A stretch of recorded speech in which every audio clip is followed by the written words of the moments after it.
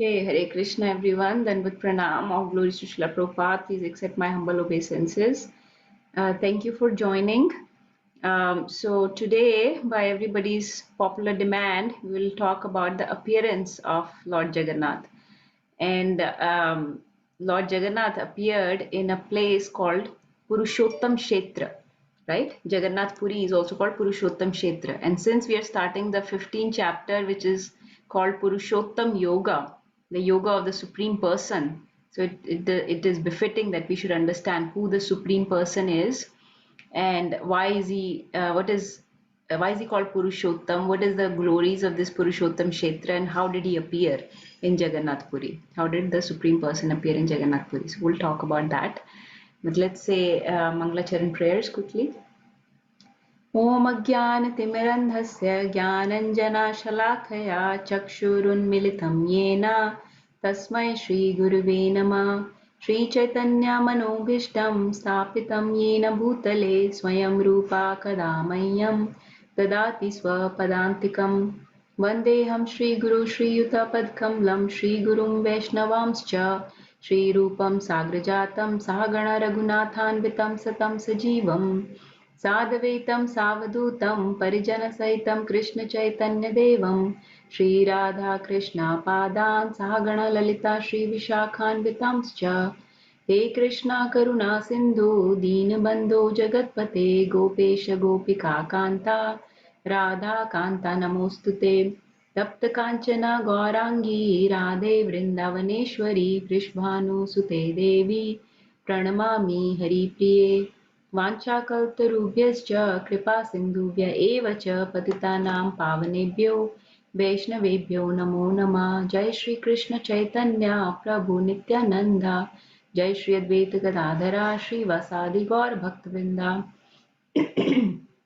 नमो विष्णुपादाय कृष्णपृष्ठाय भूतले श्रीमती भक्ति वेदांत स्वामी इति नामिने नमस्ते सरस्वती देवे गौरवाणी प्रचारणे निर्विशेषा शून्यवादी पाश्चात्यदेशतारणे मूकं करोति वाचालं पङ्गुं लङ्घायते गिरिं यत्कृपातमहं वन्दे श्रीगुरुं दीनातारणं परमानन्दमाधवं कृष्णचैतन्य ईश्वरम् गुरुवे गौरचन्द्राय राधिकाय तदालये कृष्णाय कृष्णभक्ताय तद्भक्ताय नमो नमः हरे Krishna Krishna Krishna Hare Hare Hare Ram Ram Ram Hare Hare Nibor. Baby, would you send a quick message on the Hare Krishna group that we are doing the story of Jagannath ji instead of chapter 15 and see if maybe one or two more people join? Yeah, I know. I don't think Nanaji will join because he is like out of town. Sure, sure. I He's know. somewhere else. So yeah. Yeah, just post the message on the Hare Krishna group. But we'll start. So this story starts from the beginning of the life of Brahmaji. Okay. So this story is not of this yuga. This story is not of this kalpa even, not even this day of Brahmaji, right?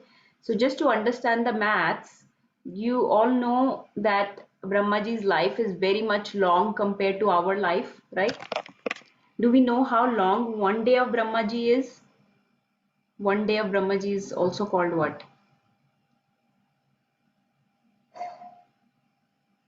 It is called one kalpa, right?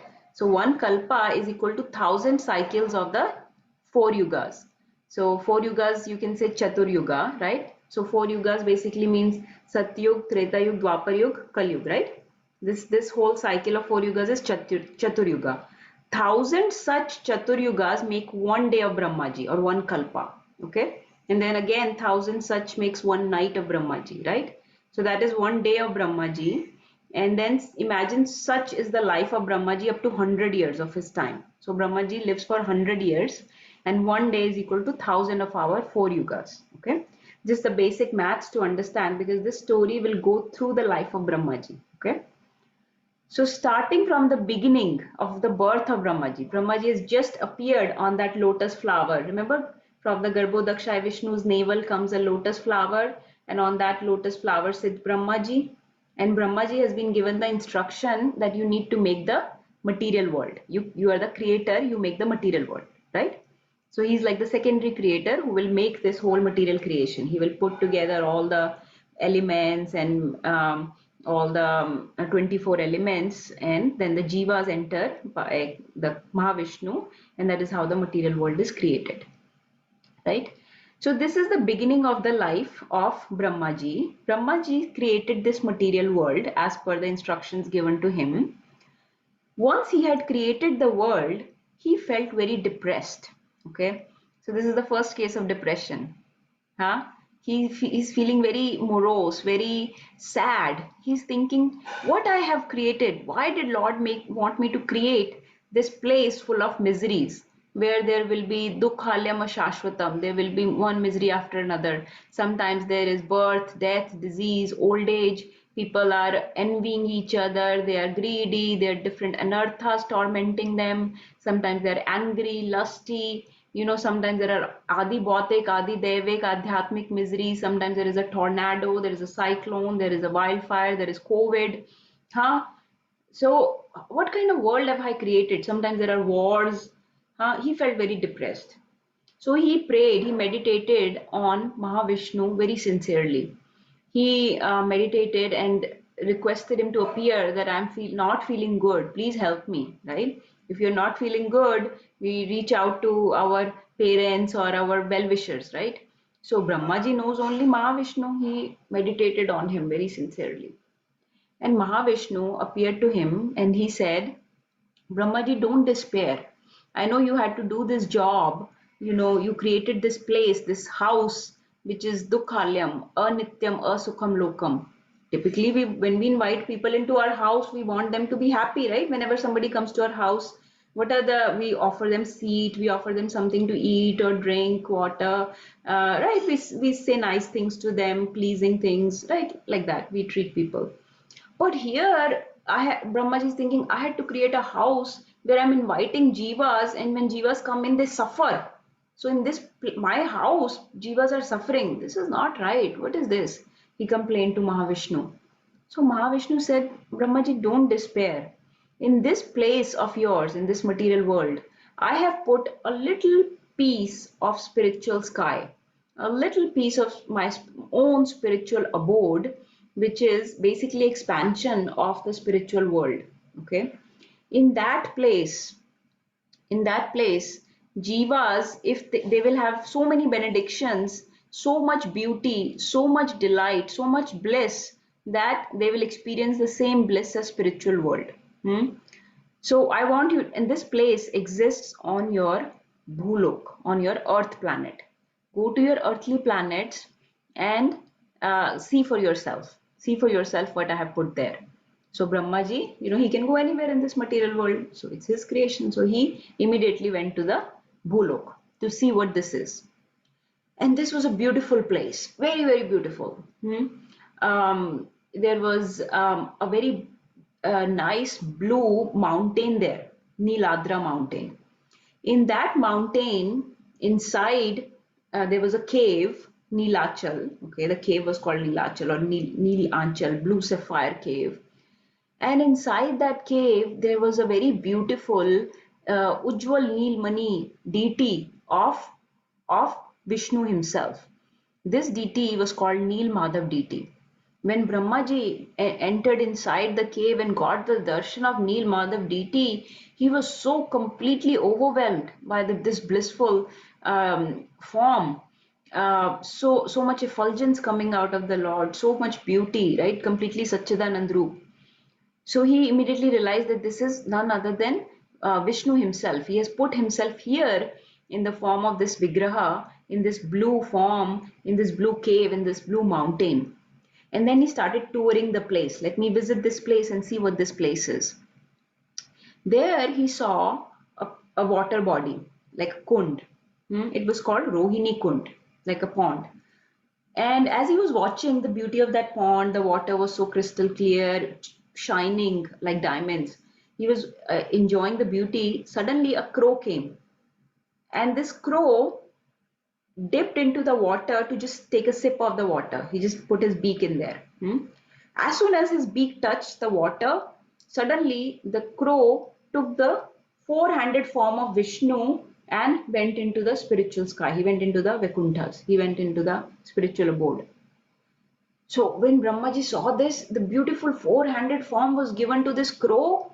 He was very, very bewildered. Why? This is against all the laws that we have created here. In this world, you cannot get liberation like this. A crow is an abominable creature, right? He steals food from other birds. He eats all kind of abominable things. He's so loud and he's like in mode of ignorance. This kind of bird got liberation, and not only liberation, he got the same roop as Lord. He got Sarupya Mukti. This is called Sarupya Mukti, when you get the same form as the Lord, and without having to do anything. He did not have to do any devotional service. He did not have to chant the names of the Lord, did not have to read the scriptures, no sadhu sangha, just dipped into the water. He was bewildered at this. And as he was thinking about this, suddenly Yamraj appeared.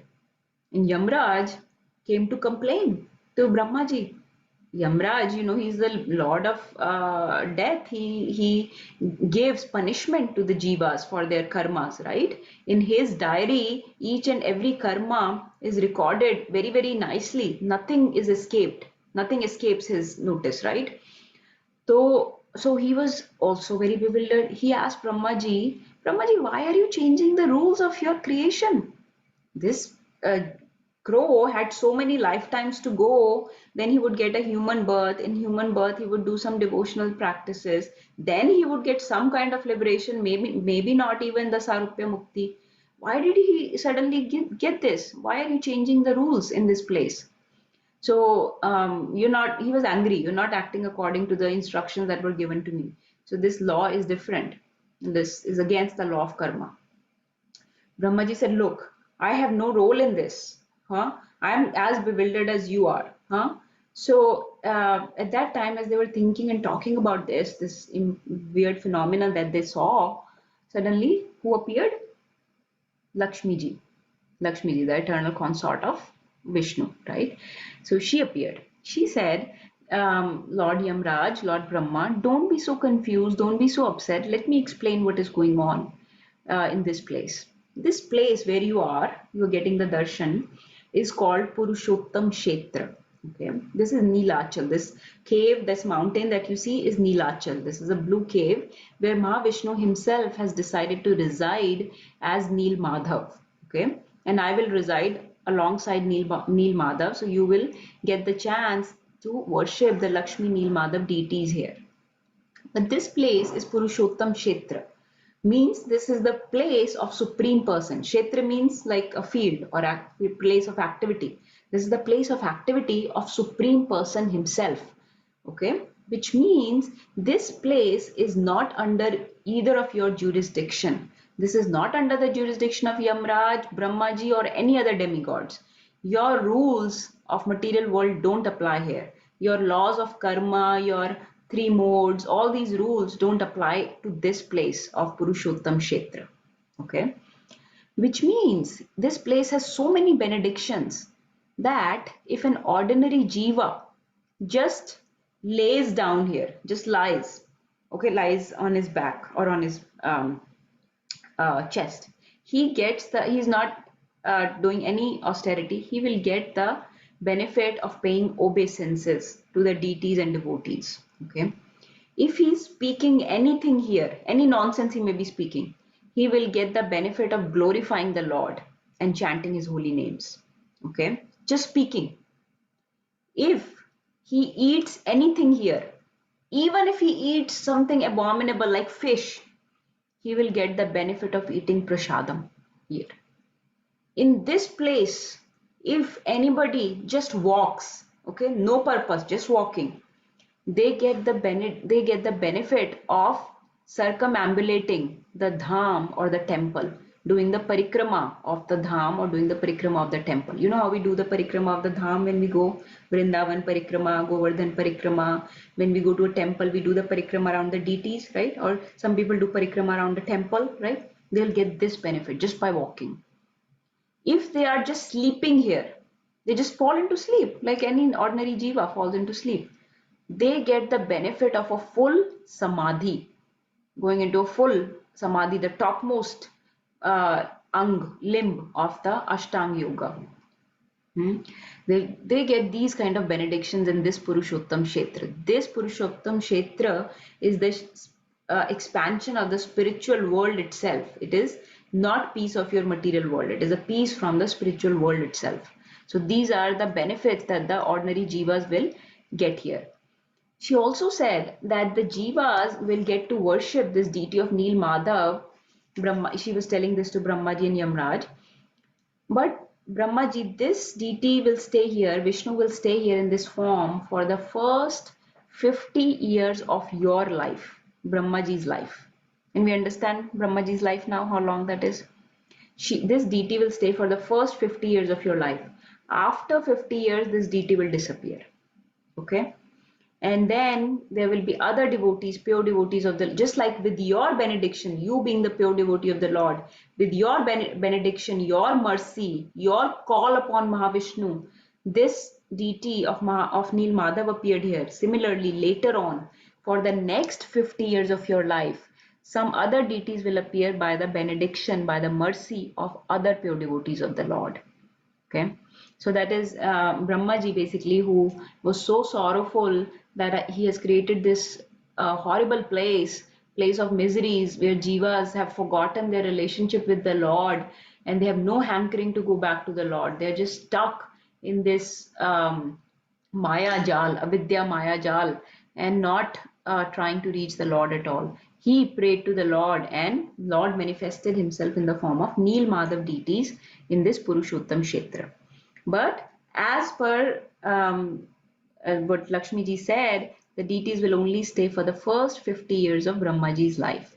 And then she said, Brahmaji, you will get to worship these deities in your loka, Brahma loka. For the last 50 years of your life, you will worship. For the first 50 years, the jivas will worship Neel Madhav deities. Okay.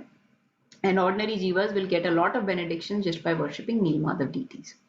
And she said, you know, this place is so beautiful that when you all will see this place from your lokas, from your upper heavenly planets, you will see people here walking in their four-handed form, even though they're ordinary jivas like us, but they will look like four-handed Vishnu Rupas are walking here because that is their destination ultimately. So that having said that, Lakshmi ji disappeared. So Lakshmi ji basically reassured them that you don't need to worry about anything. This is a place away from your jurisdiction, from your authority. Okay.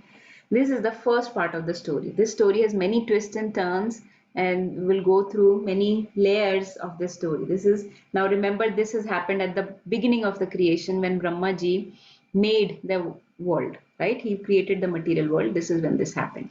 Everybody fix this into your mind, and then we will move to the next part of the story. Is this part clear so far? Yes. Okay.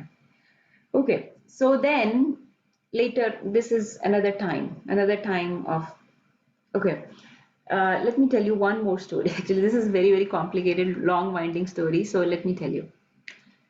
Before Lakshmi ji disappeared, Brahmaji had a question for her. Brahmaji said, why this place? Why this place is Purushottam Kshetra? Why did you choose only this place on this Bhulok?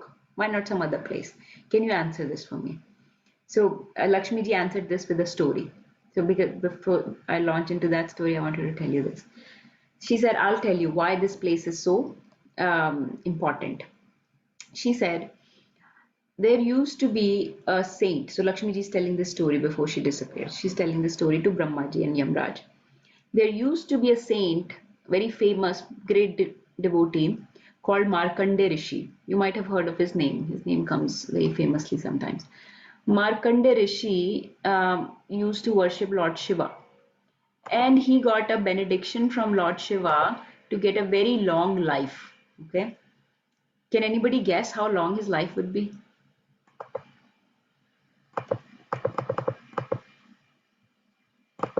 By the way, I'll just show some. Yes, Vedi. And Is it as long as he wishes it for it to be? no, they gave him end time. So they gave him certain number of kalpas. Okay, so they said, yes, Avni was guessing. Oh, I was gonna say as long as Brahma's life. Not that long, thankfully. His life was 7 kalpas long. Okay, 7 kalpas is basically 7 days of Brahmaji. That is very long because 7 kalpas basically means each kalpa is equal to how many yugas? How many or chatur yugas? Yes, sir, Vedi.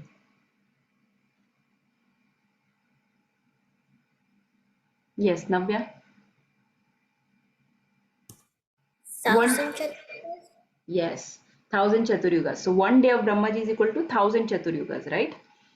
And same is his night. So seven such days, imagine. So 7,000 chaturyugas plus seven plus that many nights also, right? So that is a long, long night and long, long day. So Markandeya Rishi got that much life.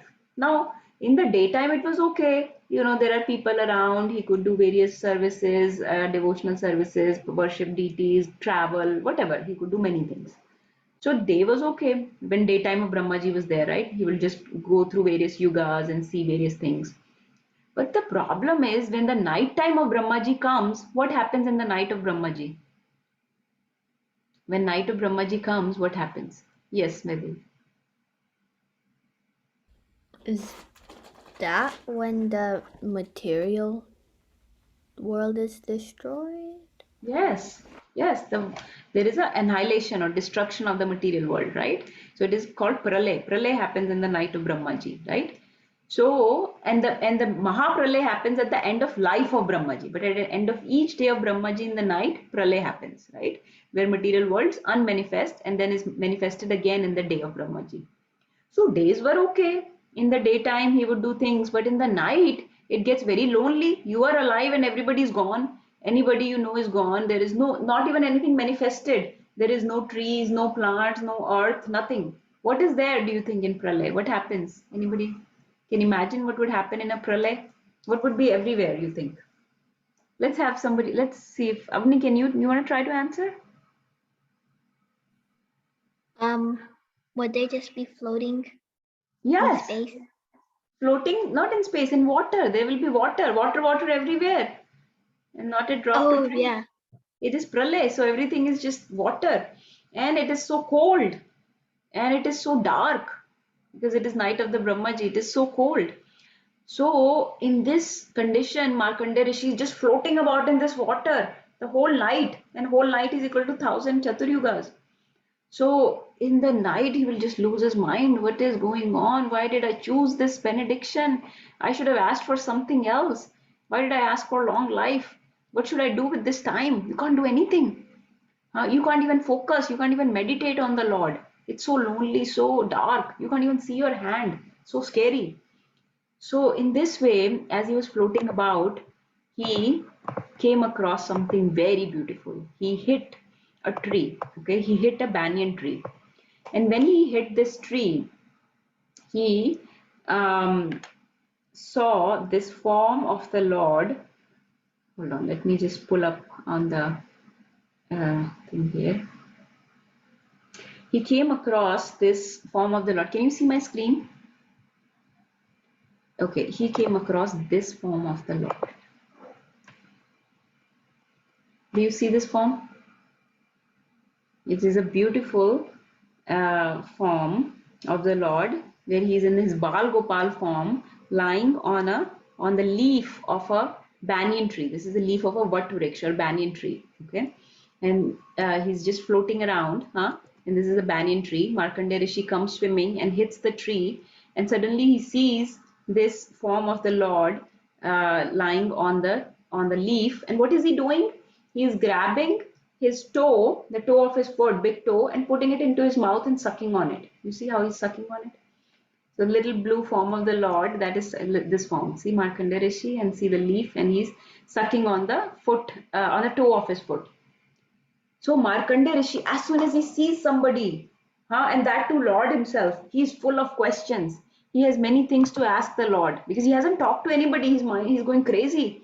He hasn't talked to anybody. So he says, Lord, my Lord, where am I? What is going on? Why am I just floating around all the time? And what are you doing? Why are you sucking on your own toe? Huh? He's asking so many things.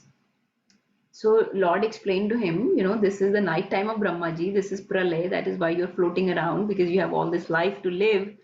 And the reason I'm sucking on my toe is why? It is explained in a very beautiful verse why Lord is sucking on his toe, or this form is described in a very beautiful verse. It is said, करारविन्देन पदारविन्दं मुखारविन्दे विनवेशयन्तं वटस्य पत्रस्य पुटेशयन्तं बालं मुकुन्दं मनसा स्मरामि. Kararvindam. Does anyone know what Arvind means? Anyone has any? Yes, anybody wants to answer? Arvind, take a guess. What do we compare all the features of the Lord with? Arvind is eyes, right? Arvind, okay. I know another meaning, Prabhuji. Yes, Avni. Lotus feet. Lotus, yes. Arvind means lotus. So, Lotus feet? yes, so lotus, just lotus. So, Karar Vindam means lotus hand. Karar Vindam na Padar Vindam.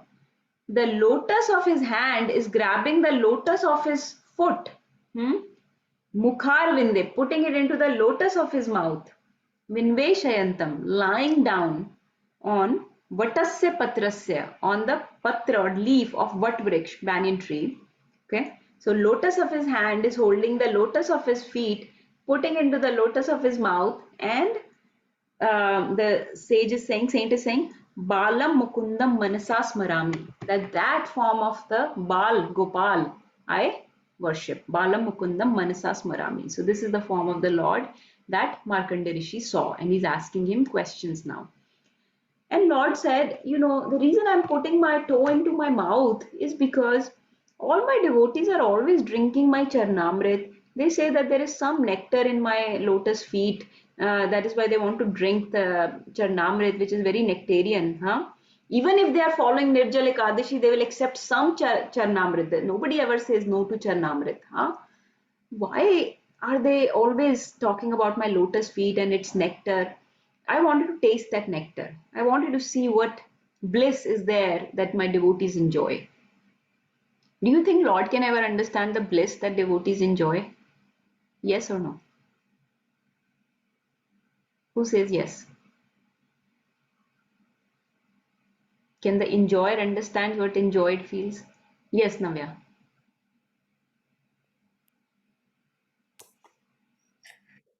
Lord Krishna comes as Chaitanya Mahaprabhu, so he does get the taste. Okay, yes, very nice. So yeah, Lord cannot really understand what a devotee feels, right? So he has to come as a devotee, like Mahaprabhu, Chaitanya Mahaprabhu, come as a devotee so you can understand what the devotional service feels like, right? So Markandeya Rishi said, Lord, don't do this. This is a futile effort. You cannot taste the nectar of your own feet. Only the devotees can understand the nectar of your own feet. So if you want to understand the nectar of your own feet, then you have to come as a devotee. So in this way, he said, give me one second.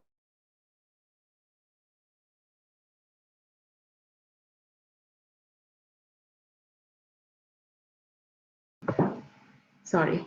So Markandeya Rishi said, this is a futile activity. You can't taste the nectar of your own feet. But please, can I get out of this water and this cold? I'm suffering, I'm scared, I'm shivering, I'm not able to do any of my meditation, devotional practices. Can I get out of here, Lord? So he prayed very sincerely to the Lord. So Lord said, yes.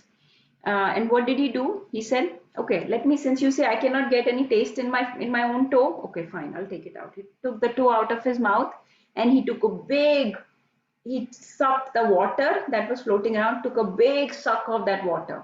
And what happened? Markandeya Rishi was floating in this water. He got sucked directly into the mouth of the Bal Gopal, inside his body. And in the body, he's seeing all this creation, all the universes, all the effulgence and stars and planets and heavenly skies and material world and everything. And then suddenly, with a whoosh, he came uh, jumping out, or he came flowing out of the mouth of the Lord. Lord spit him out. So he suctioned him in, then he spit him out. And when when Markandeya Rishi landed on earth, on wherever, on some bhumi he landed, he saw, where did I land? What happened? There is no water at least. And he opened his eyes and he saw, oh, this place is so amazing. This place is so blissful. It is nice and warm here. It is nice breezes flowing, great fragrance is there. He's comfortable. He's finally he's sitting down, not floating around on this cold water. He's not wet and shivering anymore. He's not scared anymore. He's in complete bliss. This place looks amazing. And then he realized that he's in this place where Lord revealed to him that you need to just meditate on me. Just need to keep meditating on me. So Markandeya Rishi now understand that I just have to follow the path of devotional service and completely surrender to the Lord. So he went into deep meditation on the Lord's forms. Okay, he started meditating, chanting his names, meditating on his forms, various things he started doing. Now he was a devotee of Shivji. So Shivji got attracted. He got attracted to this scene that he saw going on. He saw that Markandeya Rishi is now meditating on the Lord, and he's very happy. He's very pleased actually, right? You think when we pray to the Lord, to Krishna, to Vishnu, do you think the demigods or Shivji and other demigods, do you think they are happy, they are pleased, or are they very envious? Oh, मेरी भक्ति छोड़ के किसी और की भक्ति कर रहा है. How dare he? I should punish him. What do you think happens? They're very happy because if you go directly to the source, then everything gets taken care of. Yes, right? Perfect. So why would they want their more work to do? They also have to submit to the Lord. They are also servants of the Lord. So you keep submitting to them where they are submitting to their Lord. When all the jivas are engaged in the devotional service of the Lord, the demigods are actually really, really pleased. This is the perfection of the demigod worship, that if we can come to the platform where we can just submit to the supreme person, Purushottam, right? The Lord of the world, the Jagannath. So when Shivji saw, okay, my devotees now finally come to his senses, instead of asking boons like give me long life and this and that, he's asking for the mercy of the Lord. He surrendered to the Lord, meditating on him. This is perfect. I need to give him darshan. This is amazing. So Lord Shiva went to give him darshan. But now there was a problem. Markandeya Rishi is sitting in this deep meditation, not opening his eyes. So Shivji is not able to get him to come out of his meditation.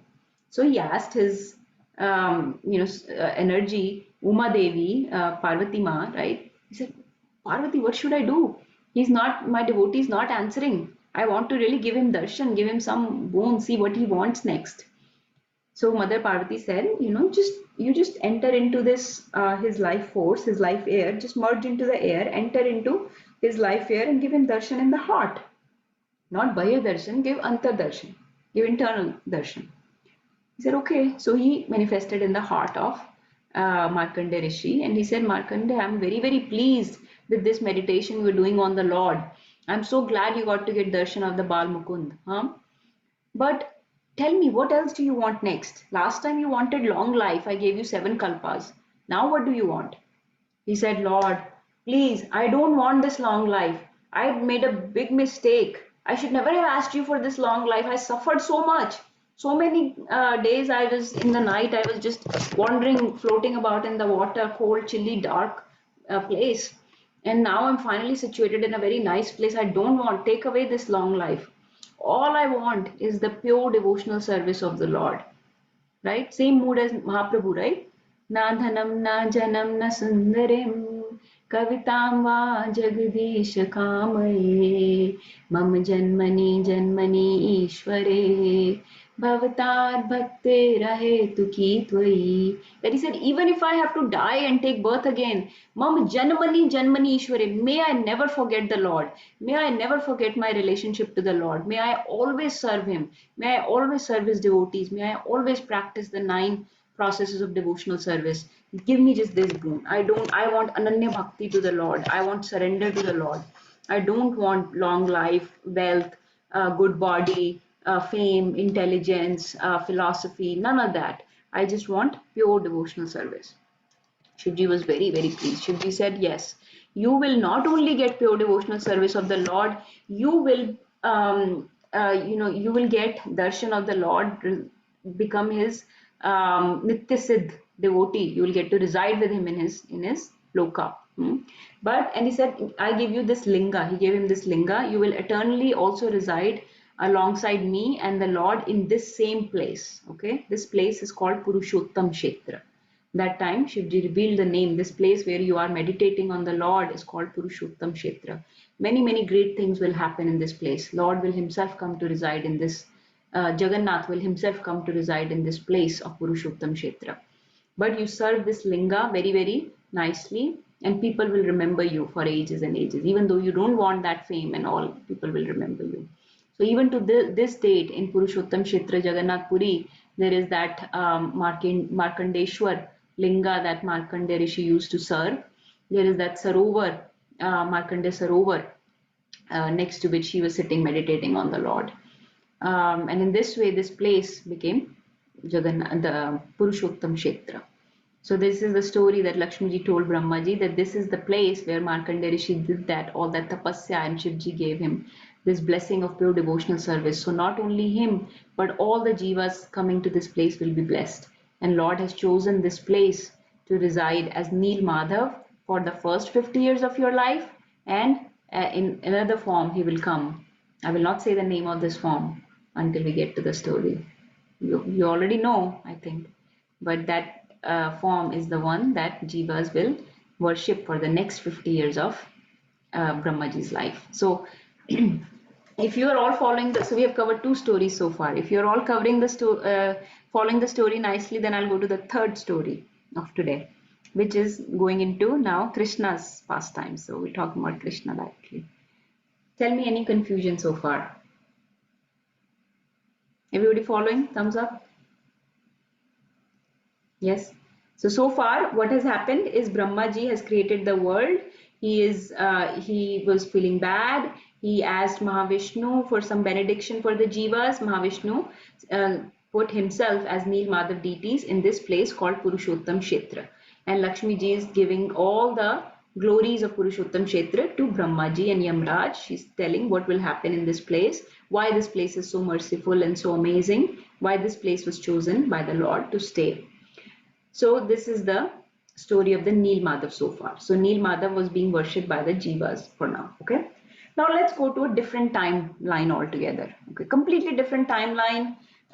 This is a different kalpa. This is not the current day of Brahmaji that's going on. Not that day. Different day of Brahmaji. Different Dwapar Yug. Krishna has come. Krishna has become Dwarkadish. Different time altogether. Okay. This pastime is going on. What is going on? So we are in Dwarka. Okay, let's go to Dwarka. Everybody's in Dwarka? Yes? Okay. Krishna is Dwarkadish? Yes? He is ruling alongside Lord Balram, and he has married 16,108 queens. Everybody knows all this, right? Okay. Okay, so what happens in this place, Dwarka? This is not of this kalpa. Everybody knows that part some other time, right? Okay.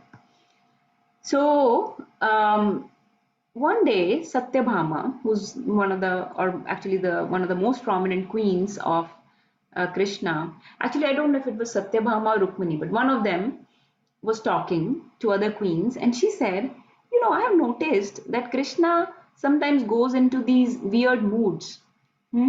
Sometimes he's sleeping and he will start calling out these names that I have heard some of the names I don't know who they are. Like he will sometimes say Subal, Madhumangal, Lalita, Vishakha, Radharani, Nand Baba, Yashoda Maiya. I know Nand Baba, Yashoda Maiya, I know Radharani, I know some of these people, but when Krishna then wakes up, he's in this weird mood. He is feeling very solemn mood comes on him, like very quiet, and sometimes he goes into this ecstasy.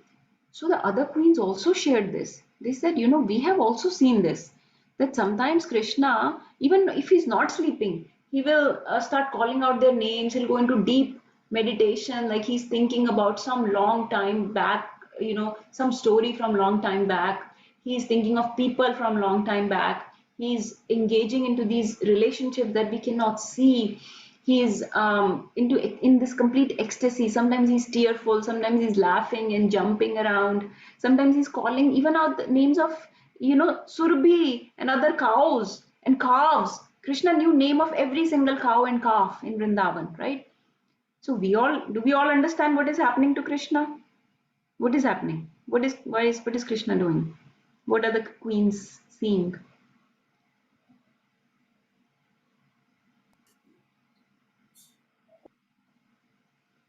Yes, Navya is trying to answer.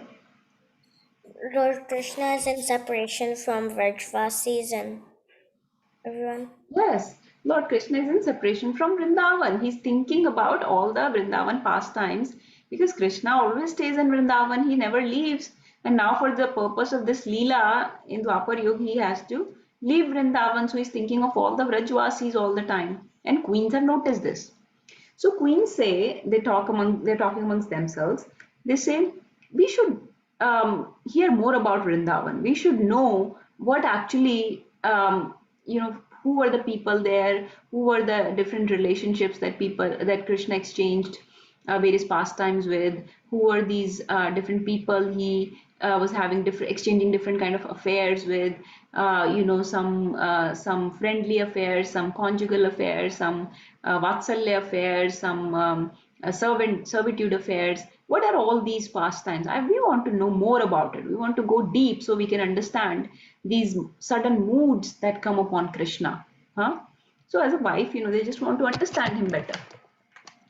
So who should we ask about all this? Who do you think? So we are in Dwarka. The queens are discussing who should we ask about Krishna's Vrindavan Leelas, Vraj Leelas. Who do you think they should ask? Anybody wants to guess? Yes, Vedai. Balram? Lord Balram. Okay, sure. Sure. But Lord Balram is non-different from Krishna. So if they ask Krishna or Balram, they'll go into same that ecstasy, right? They'll feel separation. Balram will also feel separation and depict various symptoms. They don't want him to be disturbed. So who else? Somebody who was there but not deeply involved in the Vraj Leela, so they can, as an impartial observer, they won't go into ecstasy, but they can tell us the stories at least. Raina, would you like to guess, or Murli Prabhu? Name anybody. Mommy just said it. Narad Muni, Lalita saying Narad Muni. Narad Muni. Very nice answer, Mataji. Narad Muni will come into the story for sure in a few minutes. But no, somebody who's residing in Dwarka with all of them. So Vedai was close when she said Balram. Agni, yes. Is it Subhadra? Subhadra, okay. Subhadra, also very nice answer. But there's one more person.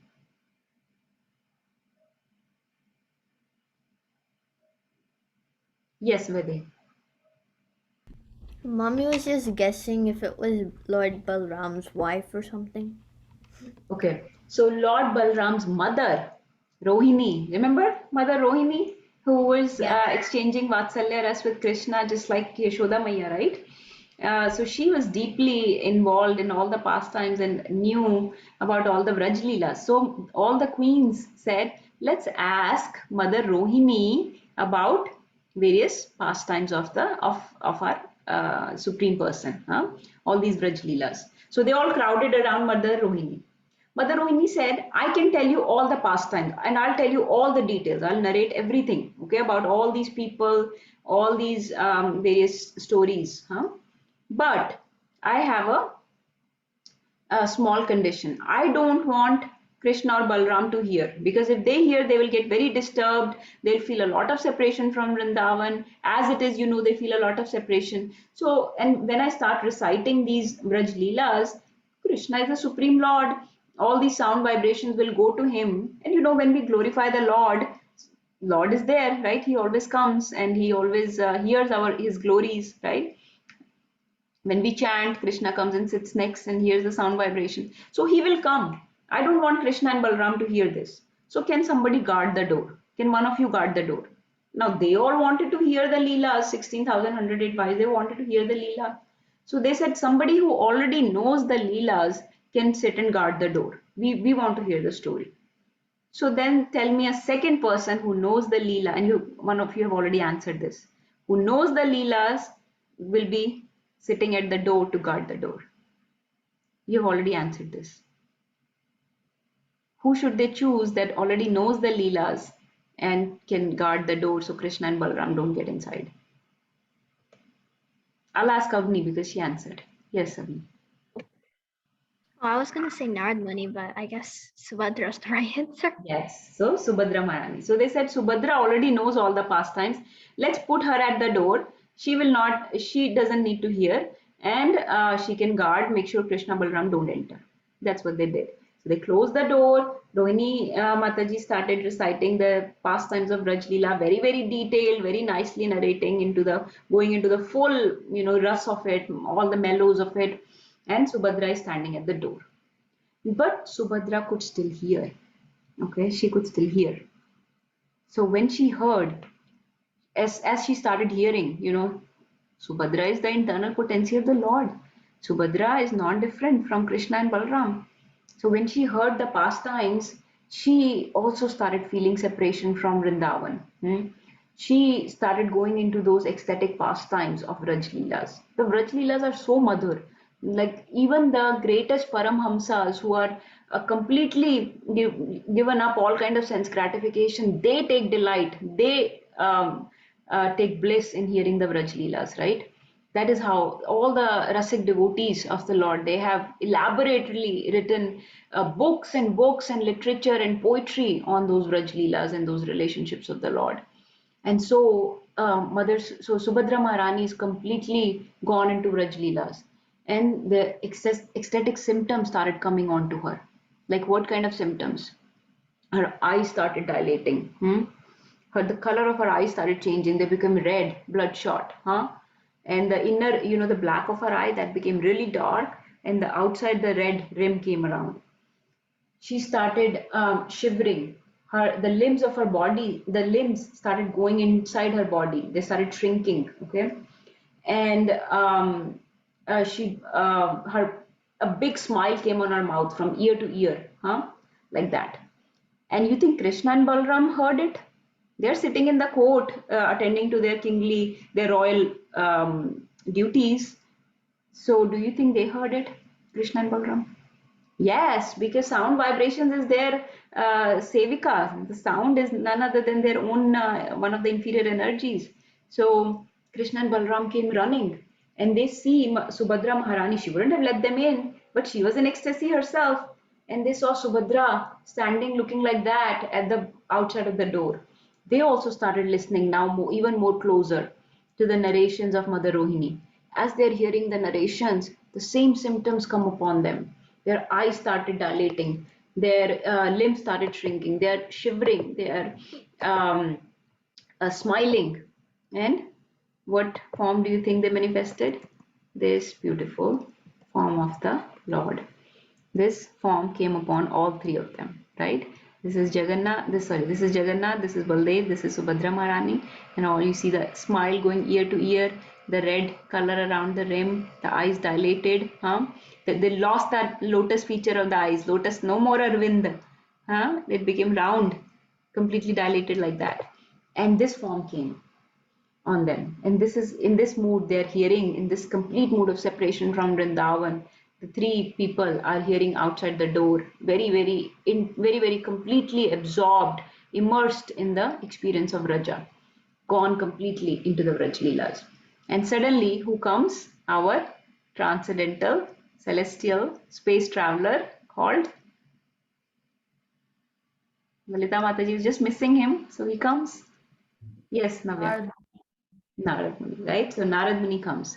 Because Narad Muni, always when Lord is glorified, Narad Muni is always there too. He's glorifying Lord himself and he hears the glorifications of the Lord, right? So remember when you all were doing that drama, I told you that Narad Muni is watching. All the demigods are watching and they're showering flowers on you.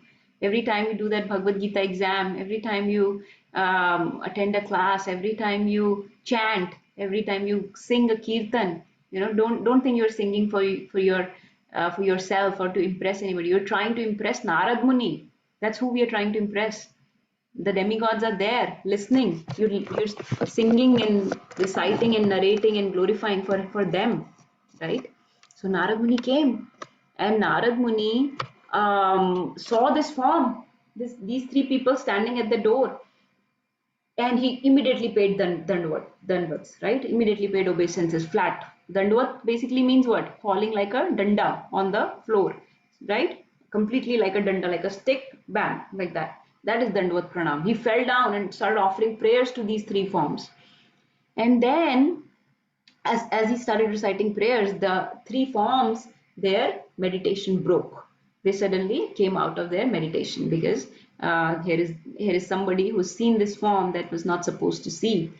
And Narad Muni said, "Oh my Lord, what have I seen? What did you show me? This is so beautiful. This amazing form of you. I cannot believe that you've shown me this form." So Krishna said, "Narad, you are not supposed to see this. Now that you have seen it, shh, don't tell anyone. Okay? Don't tell anyone." Narad Muni said, "Okay, my lord, I won't tell anybody, I promise. But I need a benediction from you. I need a boon, something, some show of mercy on me, because I can't keep this much quiet. To stay quiet for many, many kalpas and not reveal this form to anybody is a great effort. I mean, we can't keep a secret for like 5 minutes, right? So Narad Muni has to keep it for many, many kalpas." So Krishna said, "Look, I'll give you what you want." He said, "My Lord, please manifest in this form. Please show this form of yours to the jivas at some point. Exist in this form somewhere at some point in the material world so that the jivas can benefit. Please exist in this form somewhere." So Lord said, "Of course, I'll fulfill your desire. I will exist in this form, but only after the 50 years of Brahmaji's life is completed. Once Brahmaji turns 50 years old, his 50th birthday gift will be that I show this form in the material world. Because I want to reside in this form in Purushottam Kshetra. And right now in Purushottam Kshetra, who was residing? Which form was residing? The first story. Yes, Avni. You were saying something? Neel Vishnu. Madhav, right? Neel Madhav deities, the blue sapphire deities of the Lord, the Vishnu's form of Neel Madhav. Neel Madhav deities were residing in the Nilachal or the Purushottam Kshetra. So Krishna said, right now Neel Madhav deities are residing in Purushottam Kshetra. I will reside in this form after 50 years of Brahmaji's life. Narad Muni said, "Okay." And Krishna said, "This is just because I want to show mercy to you." So this is second pure devotee of the Lord who is asking for benedictions for the material world, right? For our benefit, right? And he said, the Jagannath, this form of me will manifest by the mercy of a third pure devotee of mine. Okay. I don't think we have time to go into that story, or I don't know if we have time, but the third pure devotee of the Lord, he will manifest that form of mine after Brahmaji turns 50 years old. Okay. So in this way, he gave this boon. The three forms came back into their original form of Krishna, Balram, and Subhadra, and Naradji disappeared. So this was some other timeline. Now, right now, Brahmaji has not turned 50 years old. So then we are waiting. We waited for Brahmaji to turn 50 years old. Now Brahmaji turns 50 years old. Okay. Do you want to hear about Brahmaji turning 50 years old and how Jagannath manifested? You want to finish off the story? This is the last limb of the story. Okay, we'll just finish off. So Brahmaji has turned 50 years old. And let's go into, so this is a different timeline, right? So the first was appearance of when Brahmaji appeared, he created the universe. Then somewhere in between this pastime of Krishna, Balram, Subhadra happened with Narad Muni. Then now we are coming to this place where Brahmaji is 50 years old and what will happen. So this is a completely different story. Okay. Everybody following the thread, because it is very, very complicated, long story. Yes. Okay. Okay. This is the story of a king. his name was Indradyumna Maharaj. Okay, so before everything used to be just like a big on earth there was like different islands and different uh, lands, but the whole piece of the land was called Bharat Bhumi, right? And the capital of that Bharatvarsh was Avanti Desh. So the king of this Avanti or king of this earth was Indradyumna Maharaj. Okay, Indradyumna Maharaj. He was a very great devotee of the Lord. He ruled along with his wife. His wife's name was Gundicha. Both of them very nicely ruled the kingdom of this earth. And they were always they were not attached to the throne, not like now when people are so attached to the throne, to the chair, to the power, to the politics that they cannot give it up, right? They by hook or crook they want to stay on the chair. They were not like that. Previously pious kings or devotees, they never used to be like that. They would just carry out their responsibilities but in a very dissociated manner, right? Can anybody give examples of some other kings that were like that? Okay, yes, Navya. Yudhishthira Maharaj. Yudhishthir Maharaj. Who else? A lot of examples are mentioned in Bhagavatam of various kings that are not attached to the throne or to the power of the throne. Yes, Avni. Was Amrish Maharaj, would he be an example? Amrish Maharaj, yes, very nice. Pure devotee of the Lord. He perfected his life through following all the 9 limbs of devotional service, right? Yes, Vedi, you wanted to share anything? Any other examples? Any Maharaj? Any king from Bhagavatam? Mention some names or Raina. Yes. Yes, Vedi. Would Bharat Maharaj be Bharat one? Maharaj. Bharat Maharaj, yes, very nice. Who else? Who's hearing Bhagavatam? Who's hearing the Bhagavatam? Yes, Avni. Parikshit Maharaj? Parikshit Maharaj. Yes, Navya, you wanted to mention? How about Yudhishthir Maharaj? Right? I already said Yudhishthira Maharaj. You said Yudhishthir. Okay. Okay. So yeah, so many examples you guys already gave, right? So all these are very, very pious kings who were, and that tells you how one can do our job without getting too much entangled in it, right? In a very dissociated way. If you have to give up that job today, you should be able to give it up if you are connected to Krishna. If you're attached to Krishna and not attached to the job itself, you should be able to give it up. So that is the mood of a king or mood of a devotee of the Lord. So he was such a king. So this King Indradyumna, one time in their kingdom came some sages, and the sages he used to like to interact with the sages. So so he asked sages a question. Sadhus aaye, and he asked them a question. He said, "Please tell me, dear sages, is there I'm so rich, I'm so famous, I'm so wealthy, I'm so my body is good, I have a pious wife, right? Good kids, everything is good with me, everything is going well. But I really want to engage more and more in the devotional service of the Lord, and I wish I could serve some beautiful deities of the Lord personally. Are there some deities manifested somewhere that I can personally worship?" So the sages told him that there is very beautiful deities of Neel Madhav in a place called Nilachal, somewhere on this earth. Hmm? They're difficult to find because they're in a cave, in a mountain, right? Remember the mountain, and then there is a cave, and in the cave is the deity. They are somewhere on this earth, so I'm sure you can find them. So once king heard, and he heard about the beauty that has been described of this Neel Madhav deities, he was completely mesmerized. He said, "I really want to go and find these deities and serve them." Hmm?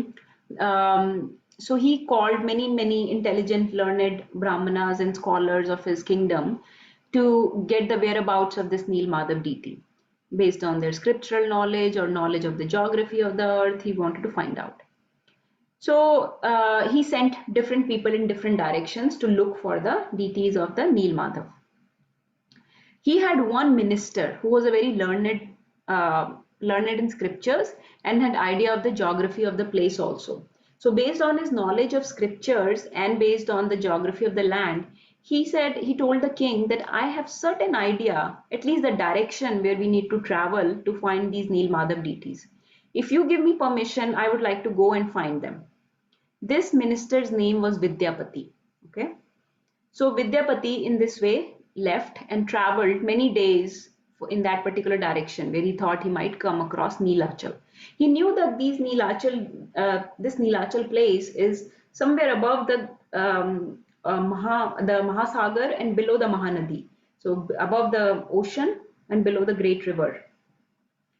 So in this way he started traveling. As he kept going, he reached this. He would stop at many places, took many breaks, asked many people about Neel Madhav. Nobody seemed to know. Finally, he came to this place, which was very, very nice, beautiful, very pleasant, cultured people who gave him prasadam, gave him, treated him nicely. He asked those people, um, if you can tell me about the whereabouts of Neelachal and Neel Madhav deities. So the people said, we can't tell you anything. We'll take you to our king and see if he can tell you something. So they took him to their king. These people are called Shabras. Have you heard of something called Shabra or somebody related to this Shabra dynasty before? You have. There is a very great devotee of Lord Ram who belonged to Shabra dynasty. Yes, Vedehi. Shabari. Shabri, yes, the Bhilni or the tribal lady, right? Shabri.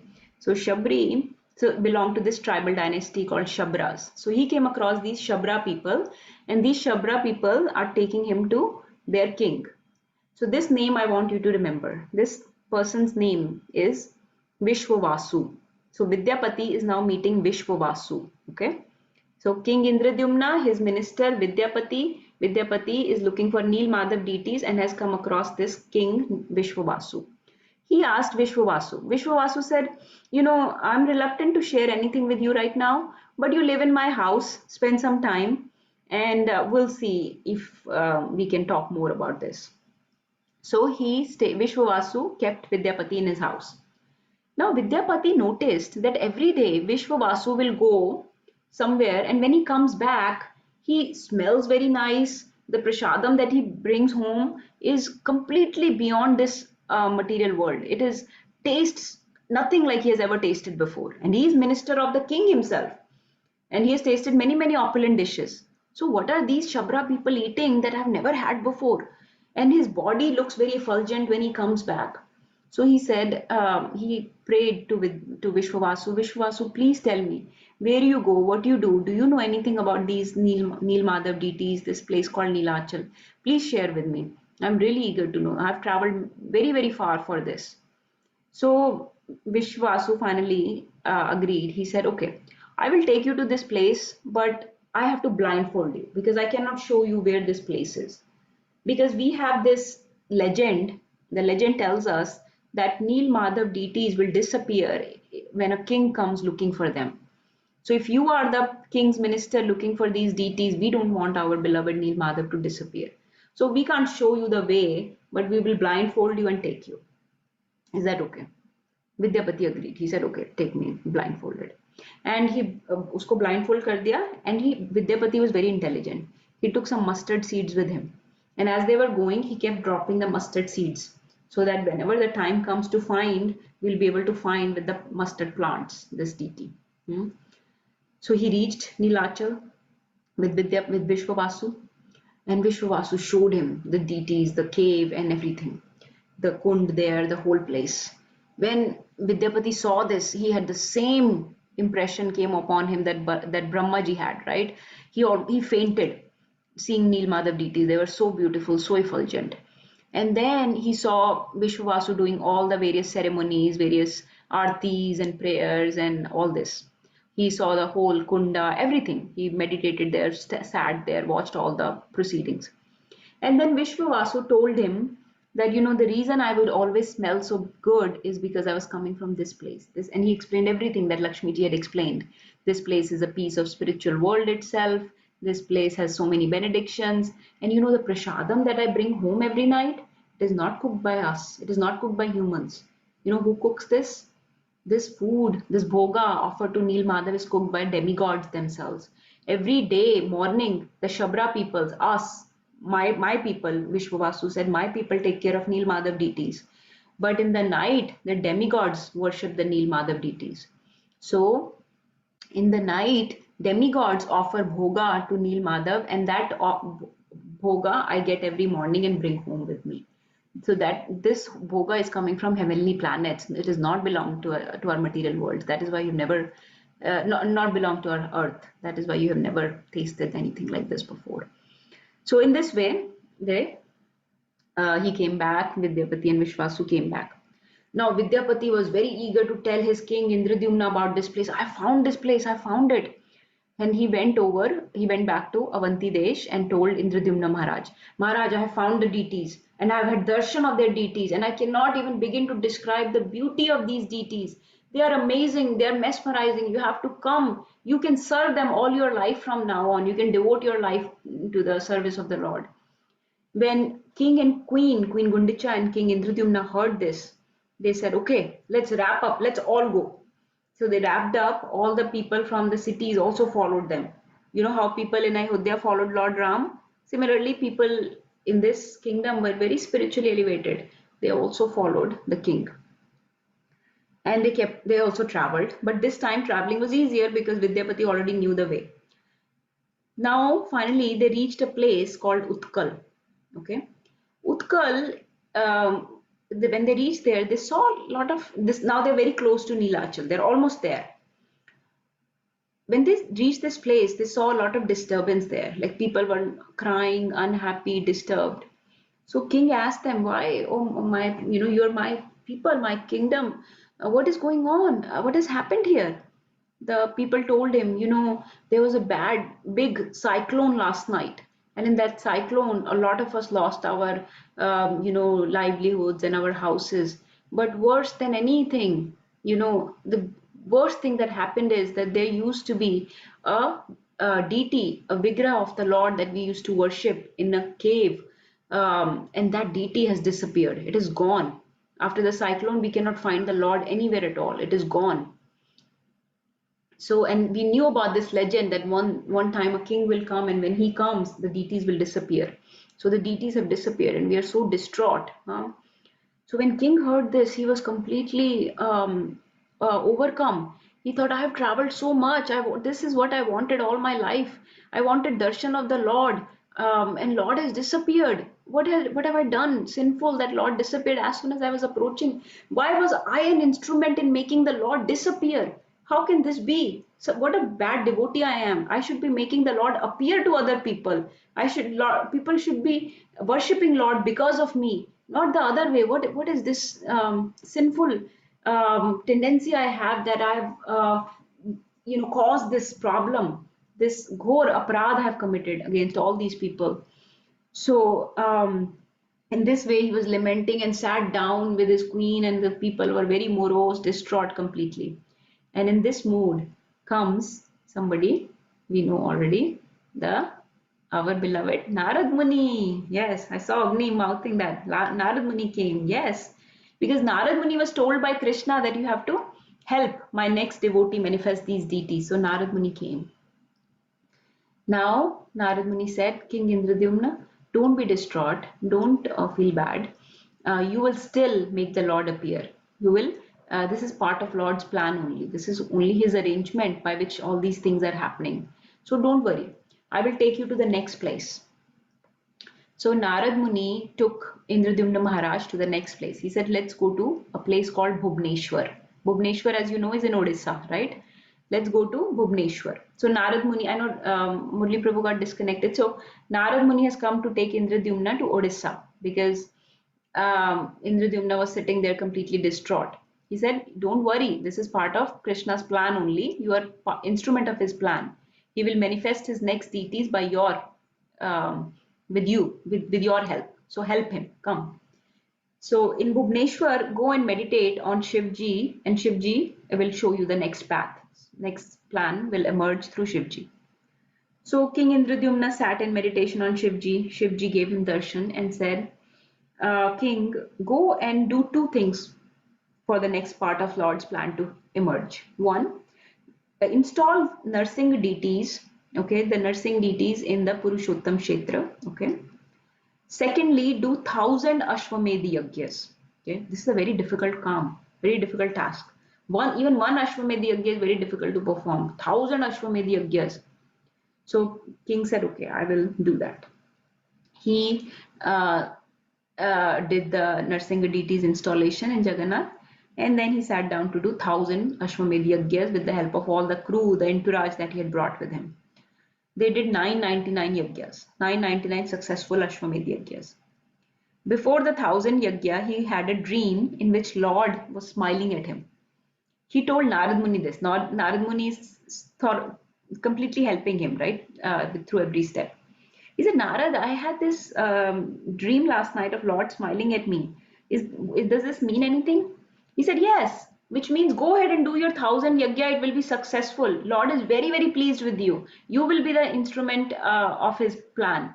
You will make the next deity appear by his mercy. So go and do it. As soon as they completed the 1,000 Ashwamedh yagya, people came running to them. His entourage, his kingdom people came running to him, and they said, Maharaj, Maharaj, something very very unique phenomena has happened.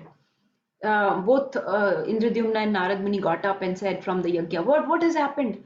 He said, in the ocean, so there, Bhubaneswar or Odisha is where the ocean is, right? In the ocean has washed up a very big log, huge log. We cannot even compare it to a tree. It is like many, many trees put together. And it is huge, very wide girth and very long. This tree has washed up in the ocean, and this tree has markings of Vishnu on it everywhere. Every single inch is covered with markings of Vishnu. Lord Vishnu's feet have 19 markings, right? 11 on one feet, 8 on another. All those markings are there on this log. Please come and see. So Narad Muni and Indradyumna understood this must be the next step. So they went running. They saw this big log. Everybody pulled the log to the beach, to the sand. And Indradyumna asked Narad Muni, okay, Narad Muni, what next? This looks like Krishna has sent us this log. It must mean that we have to carve deities from this, right? Because that's the plan. Neel Madhav deities have disappeared. Next deities have to appear. This is the plan. So how should we? I don't know any carving. I doubt any of my kingdom people can carve these deities from this. It is very huge and requires a lot of expertise, knowledge of Shilpa Shastra and whatnot. So Narad Muni said, don't despair. Look, somebody's coming. And who was coming? It was Vishwakarma himself. Vishwakarma dressed in the old, like an old Brahman was coming. Vishwakarma came up to Narad Muni and Indradyumna Maharaj and said, don't despair, I will carve the deities. But I have one condition. When I'm carving these deities, nobody will disturb me. I will take 15 days to carve these deities. For 15 days, nobody will open my door. Nobody will try to give me food or water. Nobody will try to check on me. If this condition is agreeable to you, I will start carving the deities. So the king, queen, Narad Muni, they all agreed, yes, please go ahead. We won't disturb you. They gave him a room, put the big log in there, you start carving, and they locked the door. For 15 days, nobody disturbed him. But on 15th day, the queen and king were now getting very restless. There was no sound coming from inside. For those 15 days, not even hammering of the wood or chipping of the wood, nothing. No sound coming at all. It was complete silence, dead silence inside, as if nothing is going on. So they said, we don't even know if this old man has fallen asleep or fainted or what is going on. Like nothing is going on inside. We better check on him. So much time has passed. Let us check, make sure he doesn't need anything. So they knocked the door and opened the door. They opened the door. So when the door opened, they walked inside. There was no sign of Vishwakarma. Vishwakarma is not there. But there are 3 forms sitting down there. And these forms, they look like they're unfinished. They look like they're incomplete. So Indradyumna was again distraught. What did I do? Why did I open the door? I should have listened to the Brahmana. He must have been working. That is why he got this far, but he could not complete his work. I interrupted him. This was his condition. Oh no, I'm so sinful. I wasted so much time, 1,000 yagyas and all this, and failed to become instrument of Krishna's service. Again, he started lamenting. But Narad Muni was standing right there. So Narad Muni has already seen the forms in a previous age, right? Previous kalpa.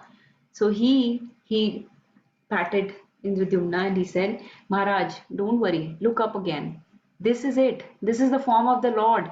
This is the form that Krishna showed me in a previous age. And he promised me that a pure devotee of mine will manifest these forms in after Brahmaji turns 50 years old. And this is it. This is the roop. This is what you were supposed to manifest. And look, it has appeared. So don't despair. Now install these deities in the temple, do their abhishek, do their aarti. Huh? Let's take them. Let's make a temple for them. So when Indradyumna and Queen Gundicha heard this, they were overjoyed. They said, "Oh, Hari Bol, thank you so much, Narad Muni. Let's make a temple." So with all his crew, temple construction was not hard. They made the big Jagannath Puri temple in the Purushottam Kshetra, the same place where the Neelachal, the Neel Madhav deities used to be. In the same place, they made a huge Jagannath Puri temple to put these big deities, huge, heavy deities, very big, heavy deities. Now they said, so Indradyumna and Narada are now talking. Indradyumna said, Narad Muni, we should get Brahmaji to do the installation and the arti, first arti of the deities, right? Because he's turning 50 years old. This is by his mercy that we got these deities finally. Let's ask him to come. Narad Muni said, okay, I will go get him. I'll go get Brahmaji. King Indradyumna said, can I also come with you, please? I've never been to Brahmalok. I also want to come with you. Narad Muni said, okay, come. So both of them went to Brahmalok to request Brahmaji to come down for installation of the deities, right? Now Brahmaji was at that time, he has just received what deities? For the first 50 years, which deities were being The worshipped? Neel Madhav deities. The Neel Madhav deities. Now he has Neel Madhav deities. For the next 50 years of his life, Neel Madhav deities have gone to Brahmalok to be worshipped by Brahmaji. So Brahmaji is engaged in that worship. So the guard at the door said, can you please wait 2 minutes, just 2-3 minutes. Brahmaji is finishing up. He will be with you in 2 minutes. So they waited 2-3 minutes. And then Brahmaji gave them audience. Brahmaji said, agreed, yes, I can come down. Let's do the installation, the Aarti and Abhishek of the deities. But here is one problem, Indradyumna and Narad Muni. There is one problem, one tiny problem. Can you see the problem, all of you? Can you foresee what the problem is? Okay. So the problem is they should not have waited those 2-3 minutes. Brahmaji said, Narad Muni, you should not have waited those few minutes because few minutes on Brahma Loka is many ages in the Earth planet. So everything has changed down there. All your people that you knew are gone. Everything is gone. You should not have waited 2-3 minutes for me. So when Narad Muni, Indradyumna Maharaj heard this, Indradyumna was again distraught. What is this going on? I'm never going to be able to accomplish this task. Why is this so hard? Brahmaji, what should we do? Brahmaji said, it's okay. The deities are still there. The age has changed, but go down. There is still somebody there waiting for you other than deities. So they went down, they saw there was one person still there from all the people that they knew, and that was Queen Gundicha. His king's wife, had survived. She had stayed there by Lord's arrangement.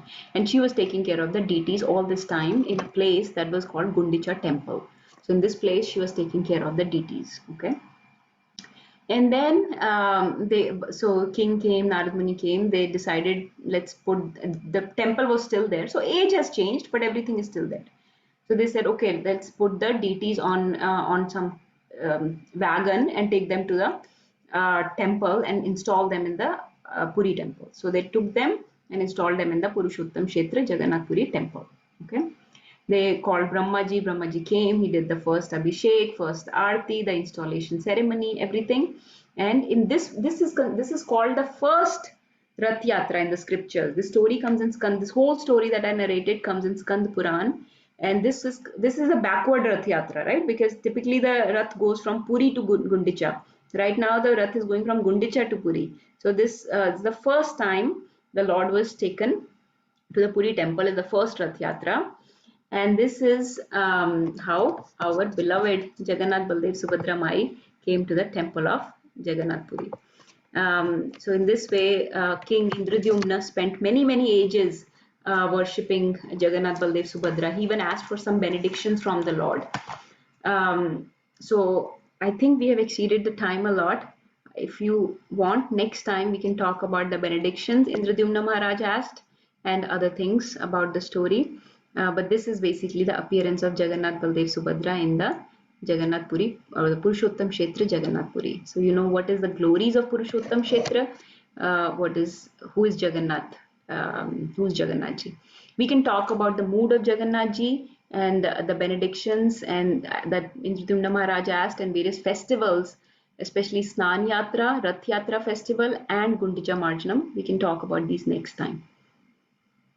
But this is how by the mercy of initially Brahmaji, then by Narad Muni, then by Indradyumna Maharaj, along with help by Shivji, right? Or by all these people, finally the deities manifested and they give darshan even in Kali Yuga to all the people. It does not matter who it is. You can eat Jagannath Puri's prasad and get so many spiritual benedictions. So we'll stop here. Please ask any questions, any reflections, realizations anybody has.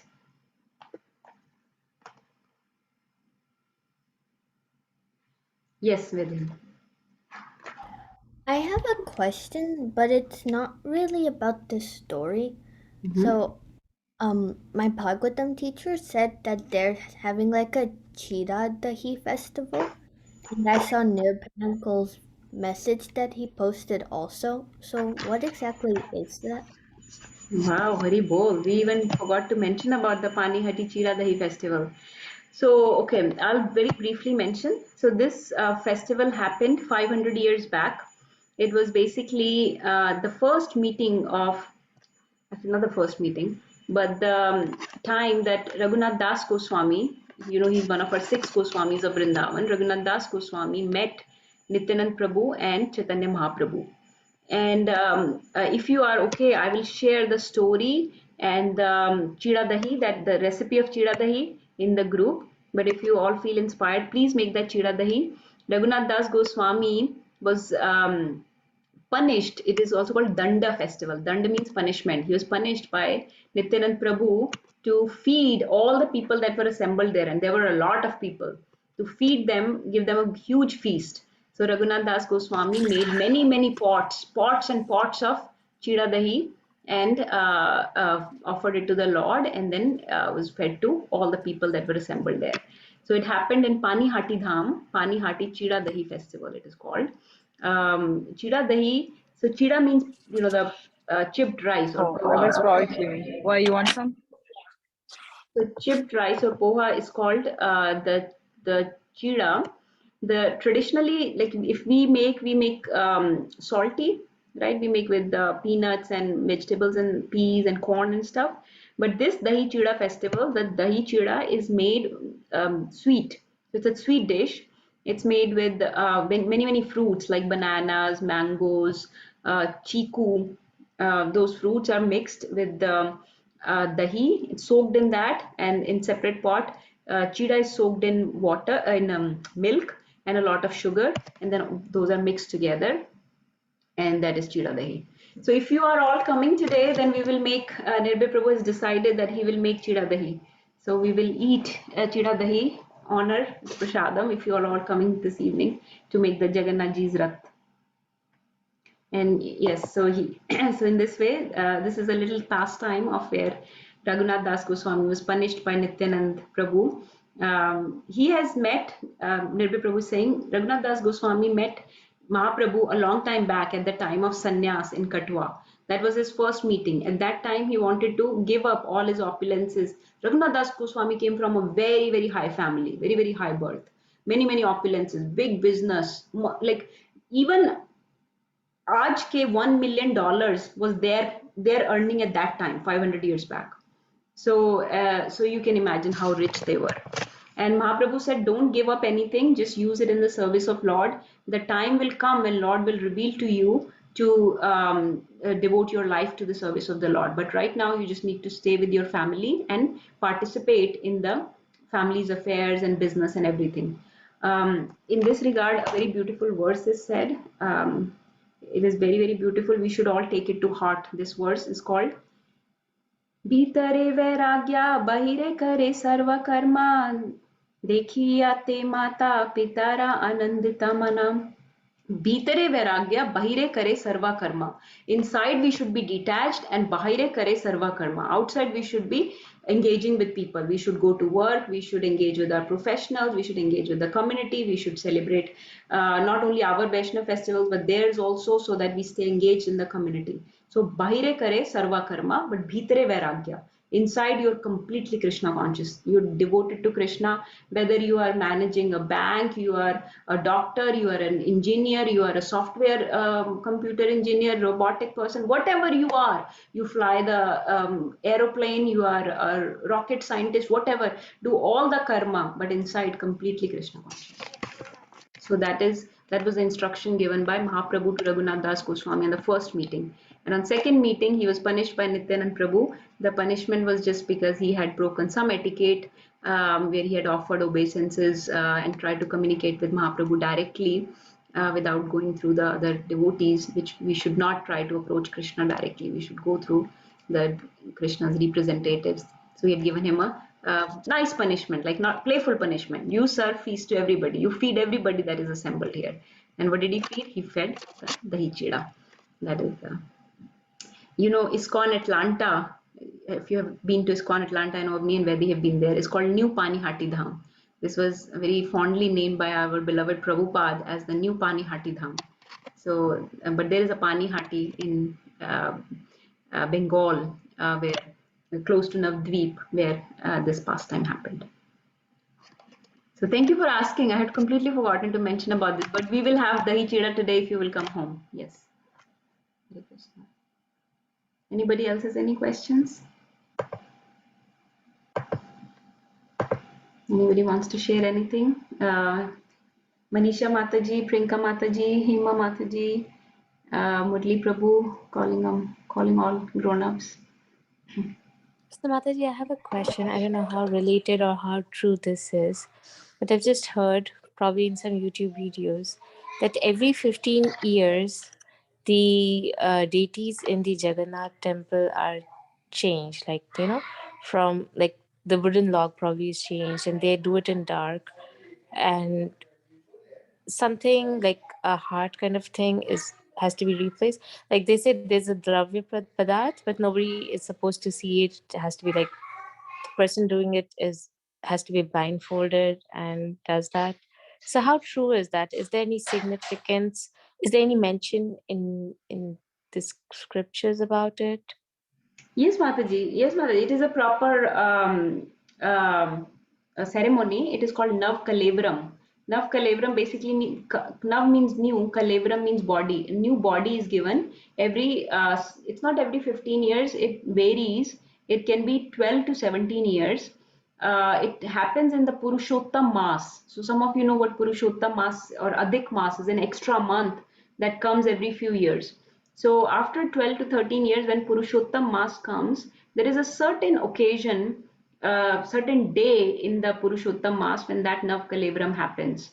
So yes, Mataji, I don't know the Vidhi and Vidhan and how that happens, but yes, the new log or the Daru Brahman. These are called Daru Brahman deities. Daru Brahman means they're not made of marble or stone. They're made of wood. That Daru Brahman deity, a new deity's body is carved every certain number of years. And then we will talk next time about the Snan Yatra, which happens every year, where the deities are given a lot of abhishek so that their paint washes off, and how the Lord goes sick. There are many pastimes like that. Lord goes sick for 15 days, and then how new decorations and paint and everything is applied. If you're okay, we'll talk about that next time. But Nav Kalevram is a proper ceremony that does happen. Yes, Mataji. Thank you, I don't know the Mataji. details, Mataji. Thank you, Mataji. Anybody else? Would Manisha Mataji or Hima Mataji like to share anything? So, Mataji, I have one more question. Yes. When Vishwakarmaji left, like in the form of the old Brahmin, since the door was opened up, and he left, had he been there, like would the deities would have looked different, or was he like already done with his work? No, Mataji, this was the form that was revealed to Narad Muni. That is why I told that story of a previous Kalpa, previous one on the day of Brahmaji, where that pastime happened in Dwarka, where Narad Muni was shown those forms. So they are the proper forms. Right. And there is a reason why they look like that. I will just say very, very quickly the reason. The reason is that this mood of Jagannath ji is in the mood of separation from Vrindavan. Because we talked about Krishna was in separation from Vrindavan when he depicted that form. That is why Right. their eyes look dilated and red Right. Right. and no hair and limbs are shrunken. So this was the Lord's arrangement to show this Okay. form of him, Dwarkadish Krishna, in separation from Vrindavan. So everybody has a mood. Krishna has this mood of separation from Vrindavan and Radharani. And this mood has a beautiful story. Mataji, it is very, very rustic story, full of mellows. I will tell that next time, along with the Snan Yatra and other things. But them opening the door, Vishwakarma disappearing, this is just arrangement of the Lord, right? Uh, Okay. Okay. it is So not. whatever was supposed to happen happened. Yes, Okay. yes, Perfect. yes, yes. It is the author writing the story. So if in a story somebody suddenly gets killed, you can't say if what if this had happened or that had happened, but because that's what author intended. Author intended to do this particular in this particular way only. So you can Yeah. understand it like that. So sometimes people will say, Yep. why not that? Why not this way? But this is the Yeah, I author. totally forgot that this is all, this is somebody writing um this thing. So yeah. This Right. is a Lord writing the story, so yeah. Yeah. Yes, Madhuji. Thank you so much. Very interesting. Nice question, everybody. Okay. Murli Prabhu, did you enjoy the story? Yes, Mataji. Yeah. Yeah, we've been there a couple of times, but I really did not understand and know the story about behind this in these details. It's really great to have this today. Thank you very much, Mataji. Thank you, Prabhuji. Next time we'll talk more actually. I feel inspired to just continue and finish all the pastimes and before starting the Purushottam Yoga chapter. Let's talk about the Purushottam Bhagwan himself. So, and this story that the mood of separation of Dwarkadhish has a very beautiful pastime behind it. And the Snan Yatra, Gundicha Marjanam are very nice to hear. All this we'll talk next time. Okay, everybody, thank you so much for joining. We'll chant one round together. Hare Krishna.